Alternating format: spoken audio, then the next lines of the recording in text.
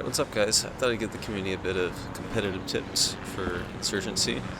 Um, you could apply this in matchmaking, I mean, it'll work pretty well, but I'm making it sound like I'm talking about one specific thing. This kind of applies to everything. Yeah, let's get to it and stop being so awkward about it.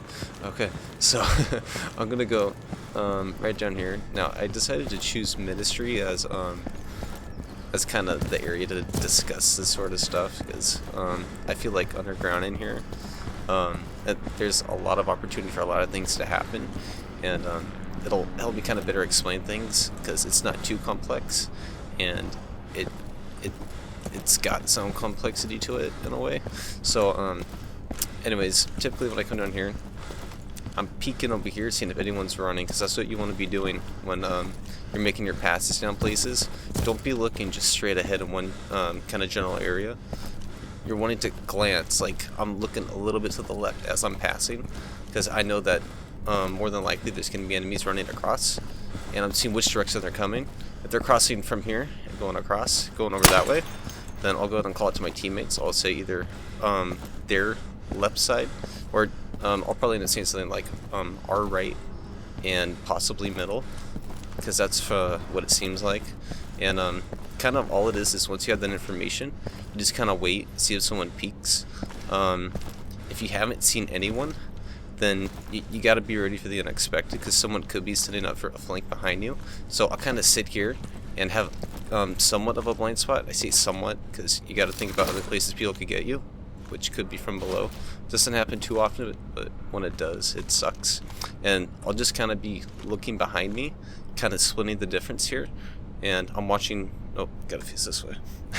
And I'm watching these two sides, right here and right here. My eyes will go back and forth. I'm thinking, okay, it's quiet here. Someone could be flanking me through B tunnels right over here, and if not, they could be coming down this stairwell.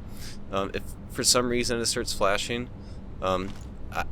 and it could have been that I did miss someone. Sometimes that happens. I'm looking too much this way, but if for sure no one's behind me, I mean, I'll think to check here. You know, maybe they came down this stairwell, or maybe they were just slowly pushing, just kind of observing the site, seeing what's happening.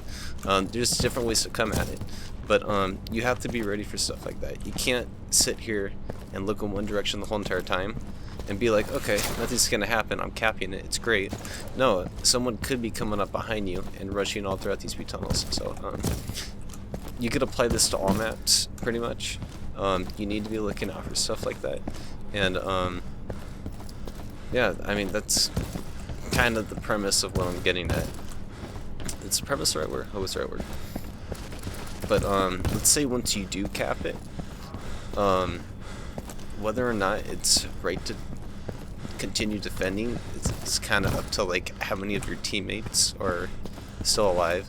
Like, let's say it's not loading on here, unfortunately. I mean, the C site thing, I don't know why, it's just not. But this is C, if you guys didn't know, and up here is A.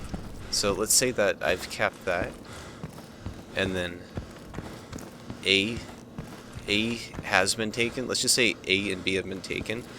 I could sit here for as long as I possibly can, before time gets a bit too short on hand, and kill anyone who dares to try and enter here just to lower their numbers. Sometimes it's smart to do that, or sometimes it's good to hit it right off the bat while they don't expect it. So you kind of got to play it by how you feel and what you think is best to, the best move to do. You may even want to tag it and then kind of go back down, run through here, see if anyone's trying to come up and get you. You know, stuff like that. You got to pick up on those sound cues as well. It's also good to kind of trick people with sound. You can kind of run as if you're coming up here. Say that you know that someone's coming through here because you just heard them, or maybe they're above. Kind of run through here, stop, wait, and see what happens. Because if you're peeking the area in which you think you've heard them at, they're probably not going to be ready for you if you're pretty on your game. So yeah, just be ready for that. You can swing around here and shoot fairly quickly, so you just got to be that one step ahead. Because if you're already looking here, then that's about half the work for you. Because you know they're there. All you gotta do is wait for them, pull the trigger, they're dead. So, yeah, oh yeah, quick tip. I mean, I'm sure you guys already know this, but getting down here is a little bit faster. I suck at doing it. I haven't practiced it much, but I do want to show one particular spot though. That you got to be ready for these when you're playing against competitive players, because they know all these little spots, and yeah. I'm thinking too much, but they know these spots, so if you play them, they're likely to peek it and just kind of pre-fire it. But you could stand on this railing, peek over here, and the funny thing is, on the other side you can't.